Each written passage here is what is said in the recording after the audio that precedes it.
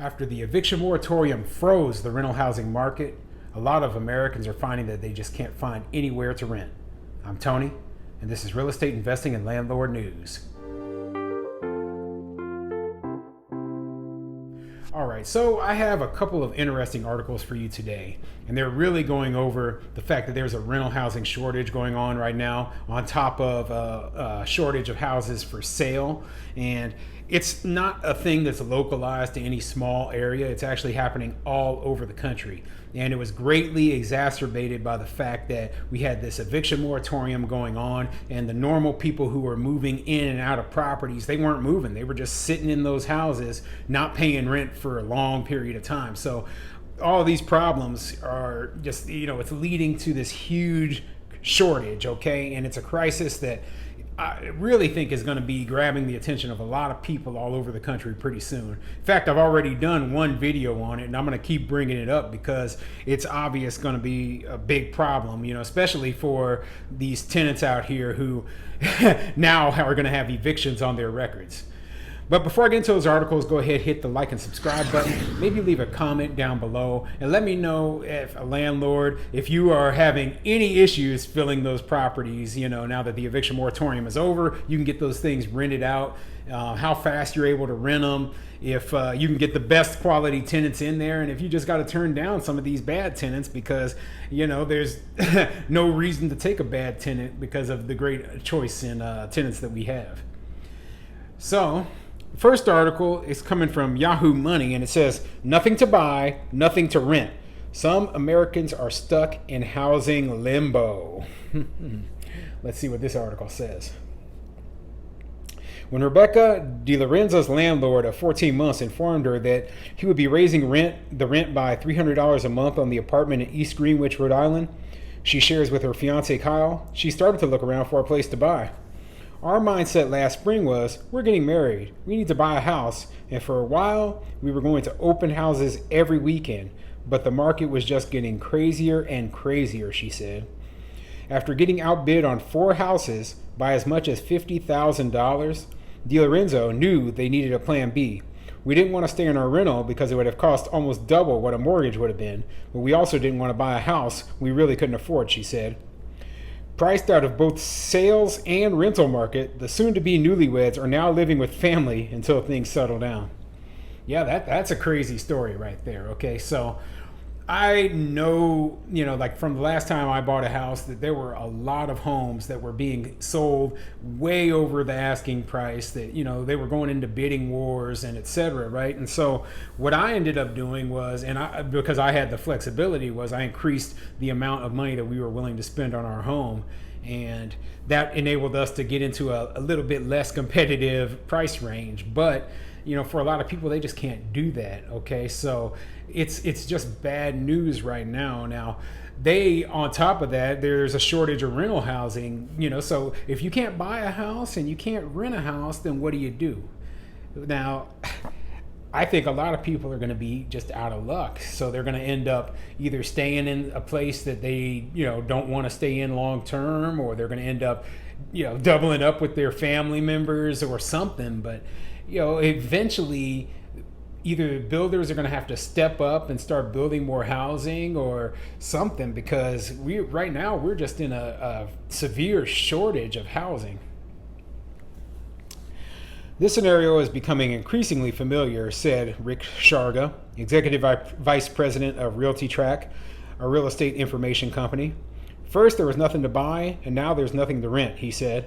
"The eviction ban has also frozen a lot of inventory that would have otherwise come to market. Availability is limited across the board," said Jay Parsons, Deputy Chief Economist for RealPage, a leading provider of home rental analytics.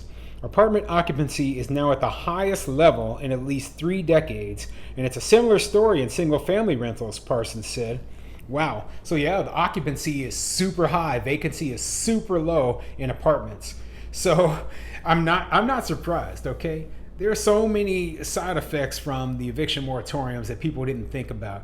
I brought it up before, that how the eviction moratorium actually was going to lead to homelessness, the thing that they were trying to prevent.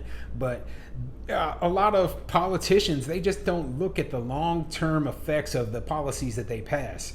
And that's just bad news. I mean, it's bad news for the tenants, at least. Now, for property owners who were able to get through all of this mess, okay, we're going to come out really, really well. Okay, we're going to be able to charge top-notch rents. Okay, we're going to get a lot of appreciation out of our properties, and we're going to do very, very well. Okay, now I feel bad for those property owners who weren't able to survive through this pandemic and were forced to sell. But, for those of us who did survive, we have bright days ahead. Unfortunately, that's not so good for the tenants. There's a great reshuffling underway, and everyone's moving all at once, said Nicole Bachid, an economic data analyst with Zillow. This includes workers moving out of shared situations and transitioning back to the office, digital nomads, exploring new locations now that they have more guidance from their employers, and new grads moving for their first jobs. Competition is pushing rents higher in places like Phoenix, Riverside, California, Tampa, South Florida, Atlanta, Memphis, as well as Texas, the Carolinas, and most of the Sun Belt and mountain regions, according to Parsons. And yeah, I mean, all of those places are super high growth places. They were always high growth places. I mean, I can go back 10, 15 years and tell you, everybody was talking about how, Phoenix and Atlanta and all the Sun Belt was booming, but what you don't see is that in the Midwest, there is a housing shortage as well, because they didn't build as much extra housing in the Midwest in some of these slower growing cities. They didn't build as much new housing, and now people there who still live in these places, they need new housing as well, okay? So, yeah, I mean, this is a problem that is happening all over the country. Now, you might not see the huge skyrocketing rent and sale prices in a place like Omaha, where I'm from, like you would in Phoenix, but at the same time, you are seeing prices go up. And I can guarantee that because, I own multiple properties there. I've seen the appreciation that I've gained just in the last 5 years, and it's crazy, okay? So, yeah, I mean, I'm confident that it's just going to go crazy for most of the country. It's bonkers, said Jeff Andrews, data journalist at Zumper, a national rental listing platform. In normal times, you see steady growth in any given market, but the rent increases that are happening now and the intensity and pace of it is unprecedented. It's not something we've ever seen in the U.S. In some markets, prices are increasing daily. Nowhere is this more apparent than in markets that were hit the hardest and are now rebounding quickly, such as New York City. Yeah, I mean, New York, they suffered a lot during the pandemic. I mean, they were completely locked down, completely shut down, and now it's like, wow, everybody's trying to move back to the city, and yeah, prices are just jumping. So yeah, that's probably one of the worst places right now for rental price increases, and you probably could have got a great deal if you had stuck it out through the pandemic, but now people are, they're gonna have to pay quite a bit more. So yeah, let's see what this second article says here. So the second article I have, and it's coming from TalakwaDailyPress.com, and it says, no vacancy. Area rental properties are hard to come by. Okay, and I don't know exactly the area where this is coming from, but let's get into the article anyway. Finding a place to live has become increasingly difficult through the country and in Talakwa as the demand for rental homes has skyrocketed.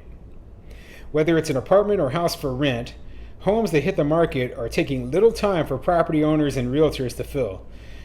Sydney Shockley of Century 21 Real Estate said the second a rental home becomes available, around 10 people have already put in an application and it's gone by the following day. So as far as rentals go, you have to really move quickly, she said. Buying or renting, you have to have all your stuff situated there so that you can make the best move up front ASAP. So yeah, man, I mean, I'll have to look up this little town and figure out, I don't know what Tulacqua is or where it is, but yeah, I mean, it sounds like this isn't a place like Atlanta or Phoenix. And the reason I brought this article up was because this is just some other place outside of these major big cities, and they're still suffering the same extremely hot, extremely difficult rental market. Okay, so renters are going to have a lot of trouble finding places to rent. Landlords are going to make a lot of money, and I don't feel bad for that, because we deserve to make money for the investment that we put in and for the crap that we just went through with all this eviction moratorium mess. So yeah, keep your eyes open. There's still going to be a lot of problems due to this housing shortage that's going on.